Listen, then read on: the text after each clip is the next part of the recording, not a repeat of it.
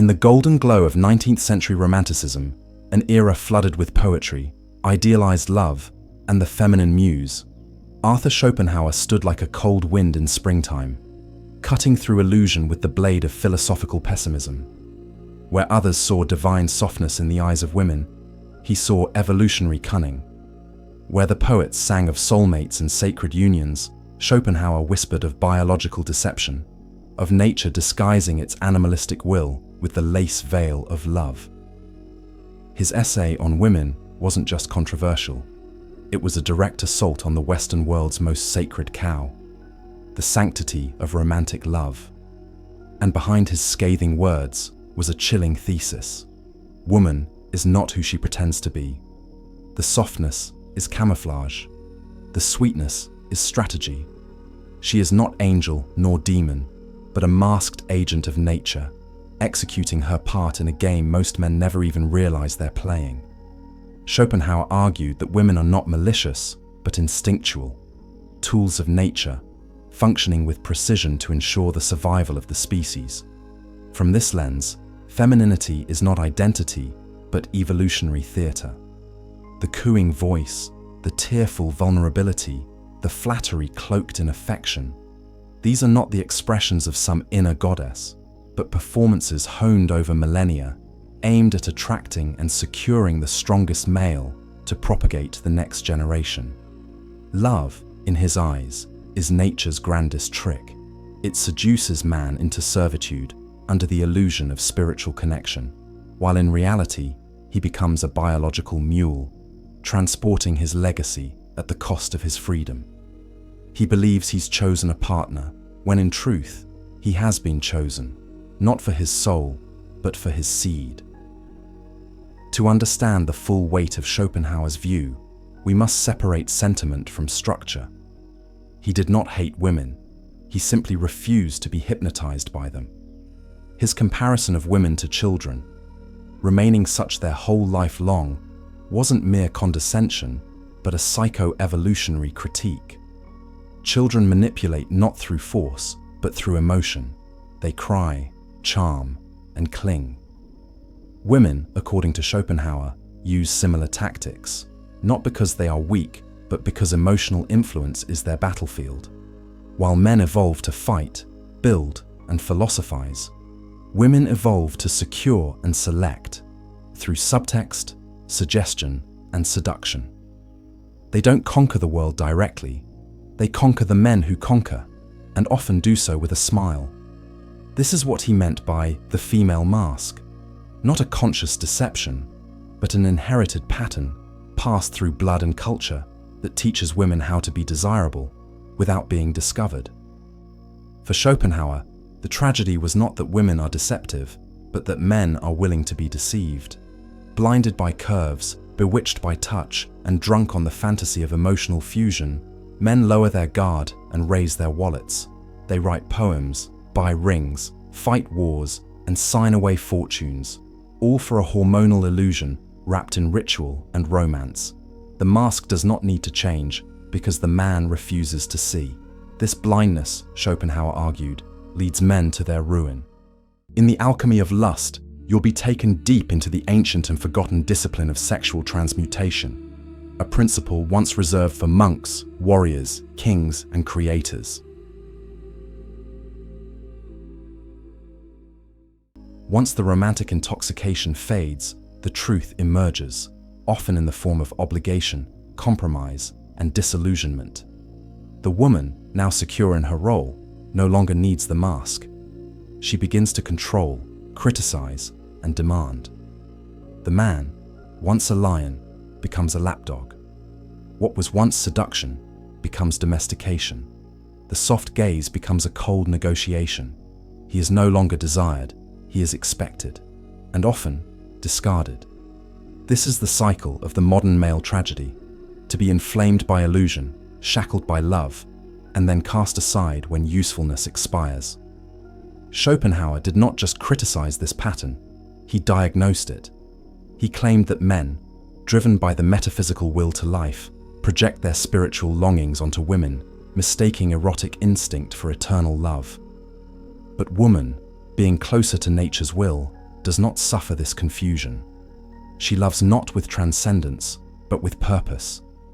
To secure provision, to select the best genes, to be adored, not to adore. And when a better option arises, stronger, richer, more dominant, her loyalty often shifts, not out of malice, but out of evolutionary necessity. Men speak of betrayal, but Schopenhauer would say they were simply misreading the code. The harshness of this perspective cannot be denied, but neither can its accuracy, especially when viewed through the lens of modernity. From family courts that gut men of their wealth, to men simping online for women they'll never meet, to the phenomenon of hypergamy playing out in real time across dating apps, Schopenhauer's warnings have only intensified with time. The mask has evolved. It now wears makeup, filters, and feminism. But the core remains unchanged. The performance persists, and most men still fall for it. To see through the female mask is not to hate women. It is to wake up. Schopenhauer was not a bitter man. He was a clear-eyed one. He did not demonize the feminine. He simply refused to romanticize it. His call was not for resentment, but for recognition. A recognition that nature plays dirty, and that love, as society sells it, is often just a beautifully marketed form of male enslavement. To understand this is not to deny love, but to approach it with strategy, not sentiment, with awareness, not worship. In a world where men are still trained to pedestalize the feminine, to be a gentleman, to fight for her love, Schopenhauer offers an icy counterspell. Don't fight for the mask, see through it. The man who sees through the mask must ask himself one pivotal question: what now? For Schopenhauer, knowledge was never meant to comfort, it was meant to liberate.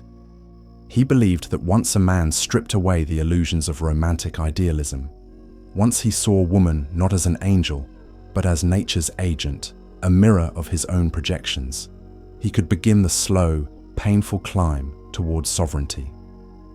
This was not the cold path of misogyny, but the difficult path of mastery. For the modern man, still shackled by fantasies of forever love, still bargaining with feminine whims for scraps of validation, the words of Schopenhauer are not simply philosophy, they are a prescription for psychological survival. To begin the awakening, a man must stop projecting meaning where there is only instinct. Schopenhauer taught that what men call love is often a self-deception, a projection of their desire for union, transcendence, and purpose onto a woman whose aims are not metaphysical, but material. She does not seek union, she seeks security. She does not want eternity, she wants resources, protection, and a suitable gene pool. And when these needs are no longer met, the feelings evaporate like mist in sunlight. The problem is not that she's evil, it's that he was deluded. He loved an idea, not a person. He fell in love with a mask, and now he resents the face beneath it. Schopenhauer's solution was brutal but clear: discipline your desires or become enslaved by them. He warned that the man who bases his identity on female affection would forever be subject to emotional manipulation. The man ruled by lust is a puppet on invisible strings. He trades his power, ambition, and focus for fleeting moments of pleasure and praise. This is not love, it is dependency, masquerading as devotion. Every concession he makes, every standard he lowers, every truth he silences to maintain her comfort, becomes a thread in the rope that hangs his dignity. And when he's finally discarded, he is left not just heartbroken, but hollowed, unsure of who he was before she smiled. What Schopenhauer proposes is not abstinence, but awareness, a higher masculine form, what we might now call erotic stoicism. He does not call for hatred of women, but the reclamation of agency. He urges men to see woman not as a reward, but as a test, a challenge nature puts before the male ego to see whether he will be ruled by his urges or rise above them. For centuries, the strongest men in history, monks, kings, warriors, mystics, have echoed this. The man who can withhold his seed, govern his lust and transcend feminine validation, becomes a rare force in this world. He becomes dangerous not through violence, but through self-possession. Schopenhauer's lens reframes femininity not as a foe, but as a symbol of nature's challenge.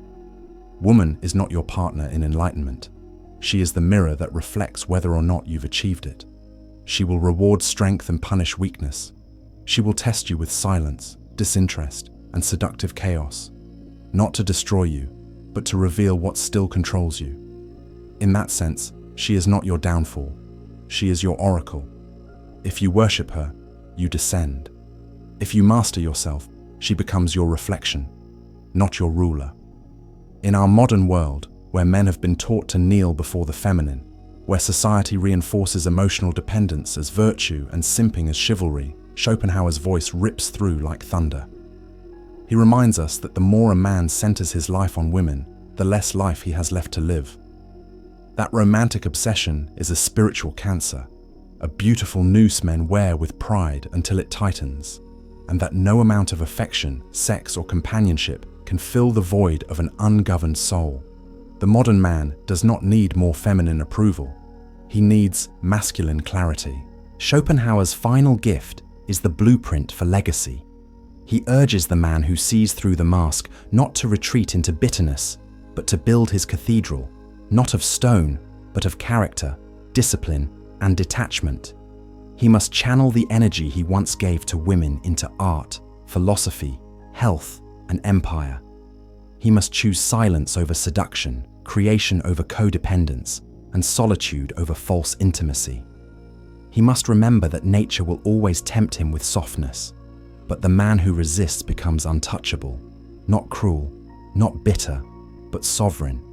This is the final transcendence, to love without need, to engage without enslavement, to recognize the feminine mask not as evil, but as inevitable, and to walk past it without flinching. The world may call this misogyny. Let them. You will know it as freedom. Thus remember, we are Indecepta. The Indecepta archive is the complete vault. Every lesson, every revelation, every psychological blueprint I've ever recorded, handcrafted to help you break chains, build discipline, and become undefeatable in a world built to deceive men. No ads, no algorithms, no distractions.